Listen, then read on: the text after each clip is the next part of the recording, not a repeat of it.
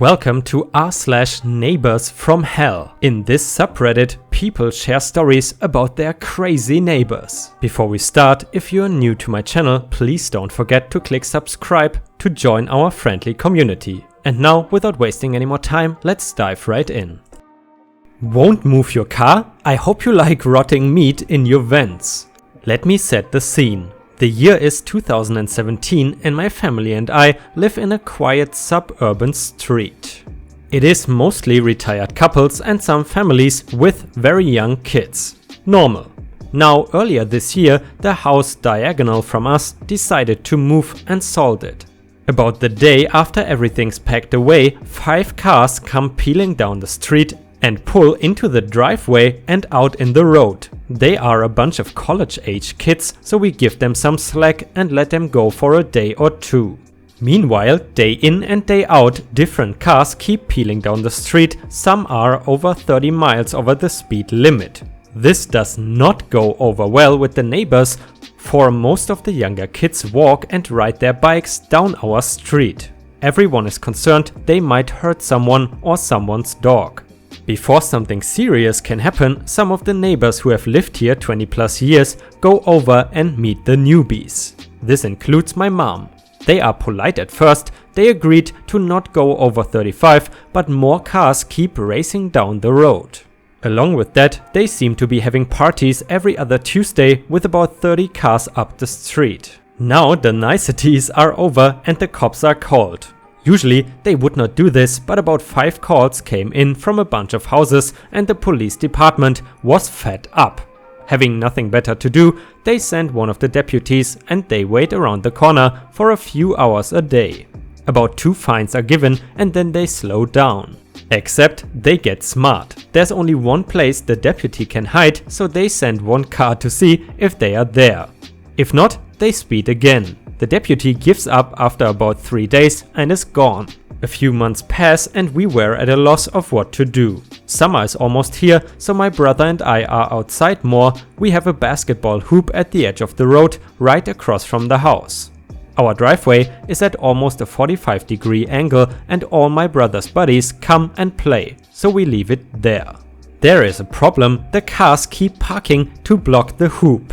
My brother is pissed since that's all he used to do in the summer. He goes over to the house and guys just shut the door on him. Now my mom is pissed. She marches over there and asks them to move their cars sweetly, and when they refuse, she hatches a plan. This summer was a hot one and my mom decides to cook some homemade pea soup. Now she burns this batch.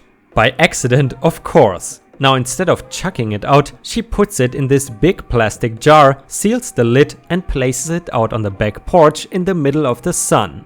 Weeks pass and she occasionally opens it. There are maggots squirming around and it turned a deep brown green. There is also this clear yellow liquid that separated itself to the top. Disgusting. Meanwhile, my brother is determined to play basketball when there is a little opening. About 20 minutes in, the ball bounces onto one of the cars by accident. There was no mark, but the car alarm goes off, so he's trying to leave. I run out to see one of the regulars who lived there, a woman yelling obscenities at my brother and how he needs to pay for her car. My mother runs out after me and starts yelling at the lady to get away from my brother. There was no damage and it was clear, but the lady kept screaming. My brother and I run inside and watch as the woman follows my mom up the driveway, waving her arms and still yelling. My mom yells for her to get off her property or she will call the cops. By now our older neighbors are watching, some walking over, and the lady realizes that she better leave it or she might actually get in trouble. She runs across the street and slams the door. Around 2 AM on a Tuesday, with one of their parties, my mom puts on a gas mask, my dad worked in pest control, so he had one, and takes out the soup. The stench was terrible. It was rotting meat and something indescribable. She takes the jar and goes over to the cars as quiet as possible. Onto almost every car, she dumps the rotting pea soup onto the windshield and into that space where there are the windshield wipers. Before anything, I have to explain, these were nice cars, not sports, but Priuses and new cars, which does not fit with their age. By the way, is it Prius or Prius? I think in Germany we say Prius, so I'm not sure. Anyway, the next morning my mom is out sitting in the garage smoking a cigarette like always. It's around 6 AM and the lady that yelled at my brother comes out first. She's obviously tired and gets into her car.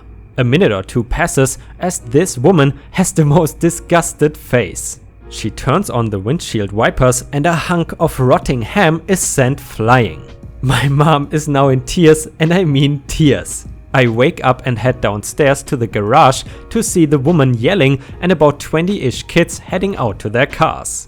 Each one is trashed, the cops are called, but since no evidence, they cannot press charges against my mom.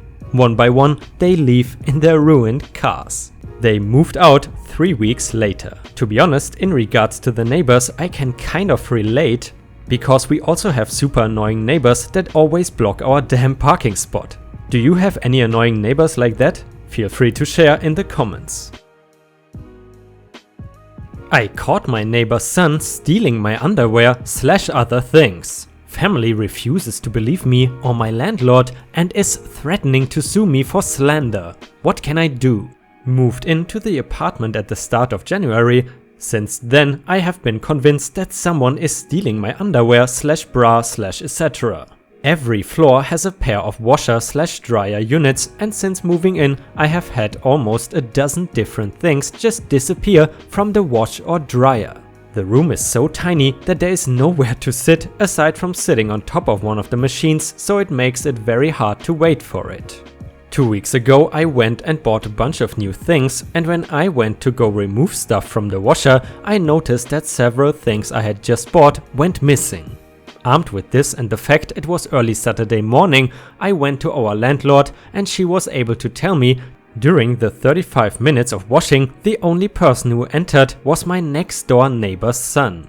Now at this point I was furious and confronted the parents. The parents called me a liar and basically told me off.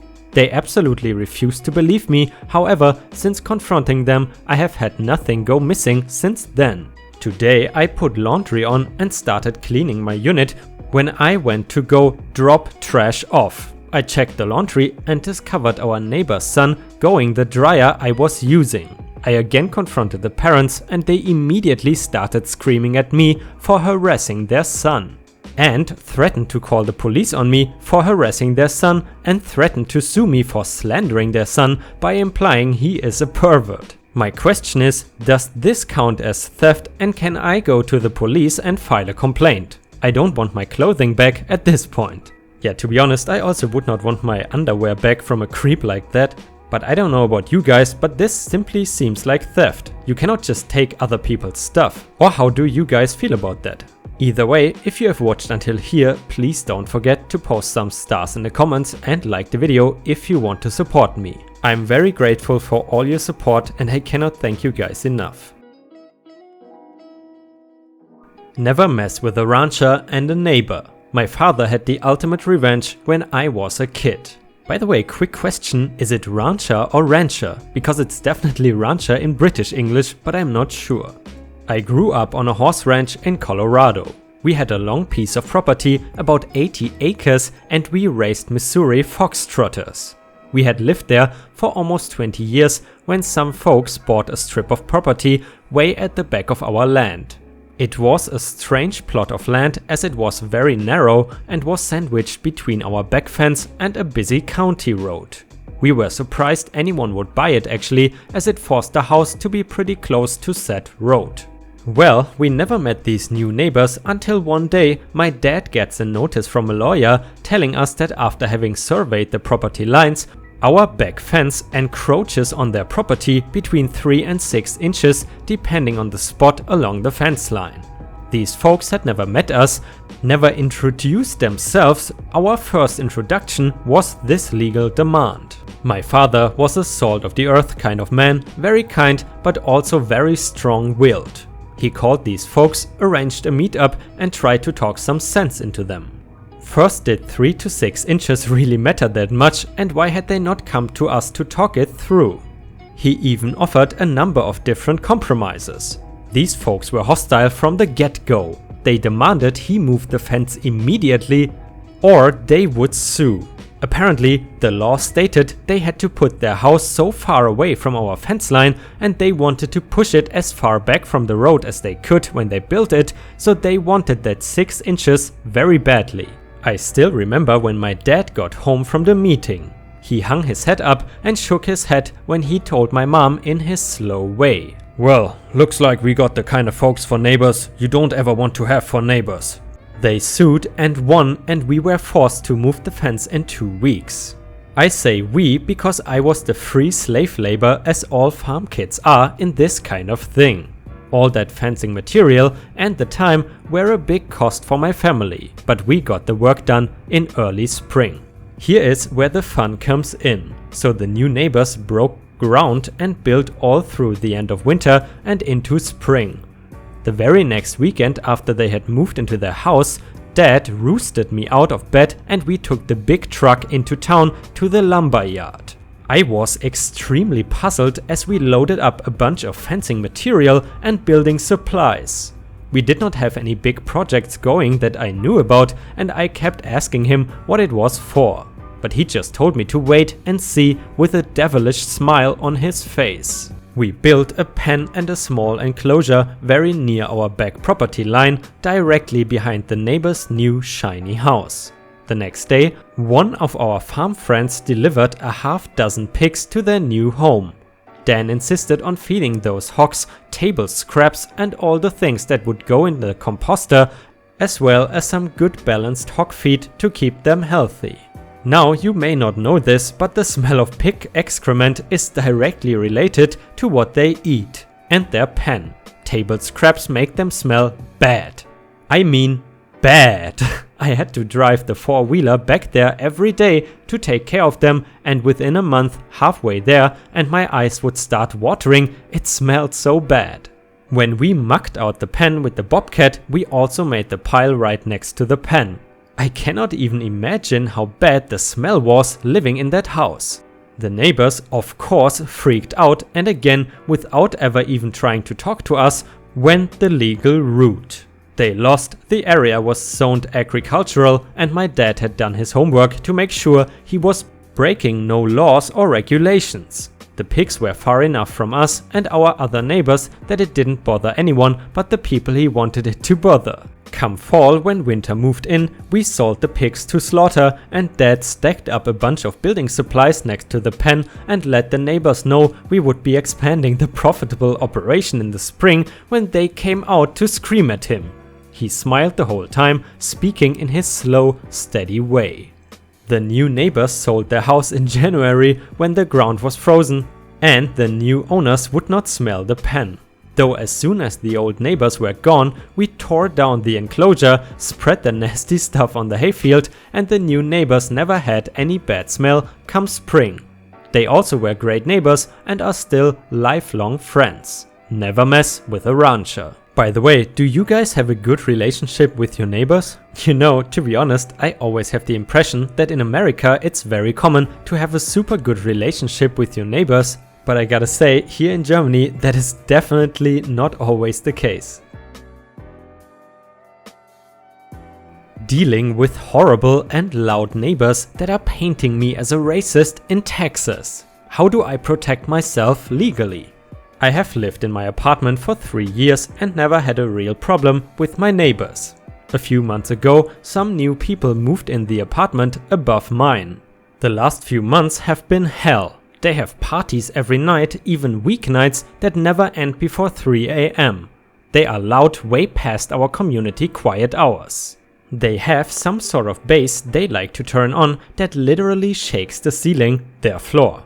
I have recorded it, it wakes up my 2-year-old. Do you know how hard it is to get a 2-year-old back to sleep during a loud upstairs party?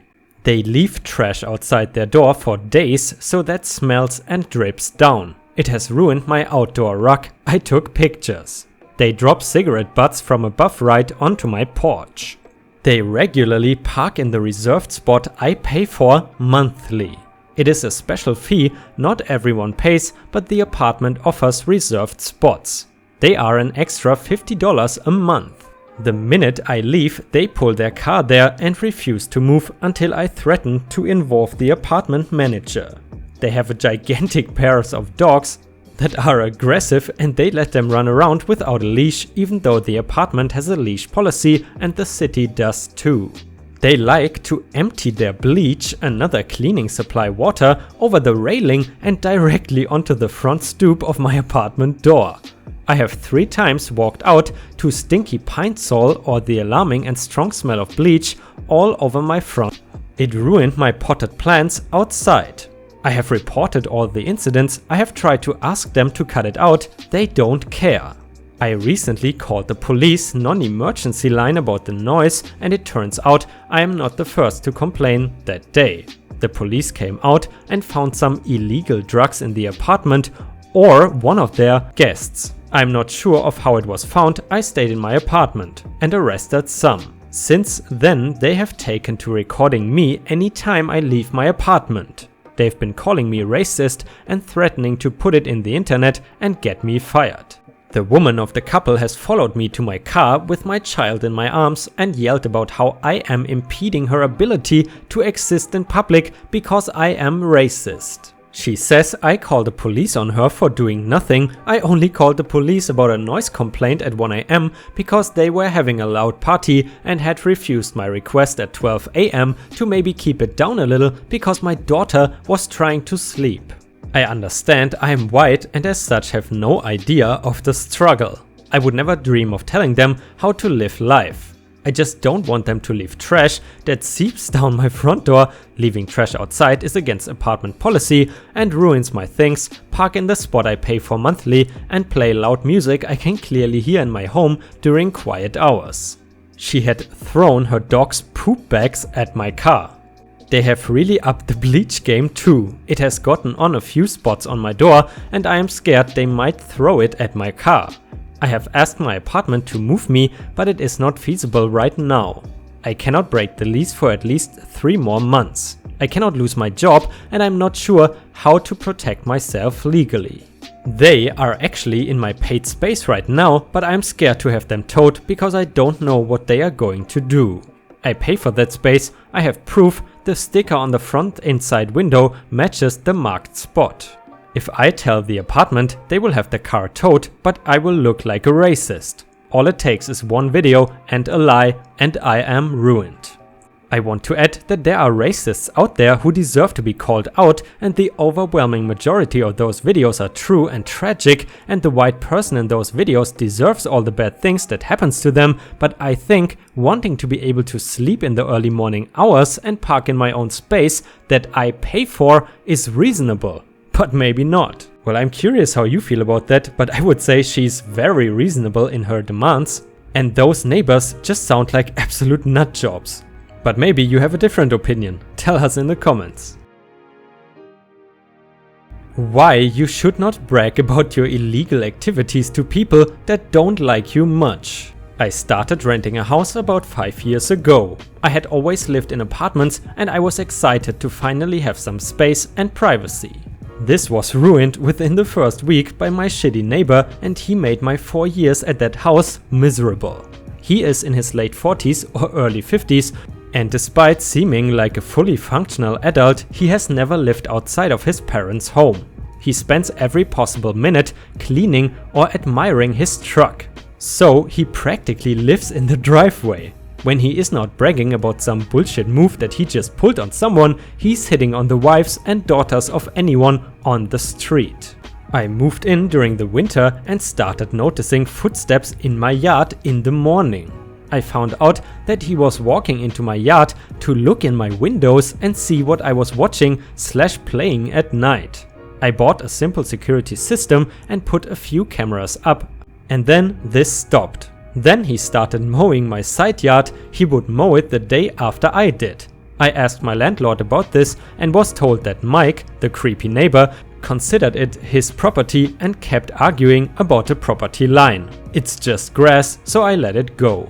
If I had guests over, he would stare at them and sometimes make comments when I was not around to hear him. If I was in the backyard, he would have a reason to be in his backyard. If I was in the house or the front yard, he was in his driveway where he could see in my living room. If I was mowing the yard, he would get out a lawn chair and sit and watch, putting it away as soon as I was done. It came to a head when I caught him sending his dog into my front yard one morning instead of letting it out into his fenced-in backyard like he normally would. I told him to stay on his side of the property line, and he said that he was going to break into my house and smash my cameras and computer. Cops were called and he got off with a warning. Last fall, I told my landlord that I was going to move out. During the conversation, I found out that Mike was on workers' comp for an injury that he got at work, and that he was now bragging about how he was using his workers' comp checks to set up his own under-the-table landscaping business. My landlord, like most of the neighborhood, does not really like Mike. The landlord's son and family live across the street, and Mike has hit on the wife a few times over the years and has started trying to talk to their 17-year-old daughter.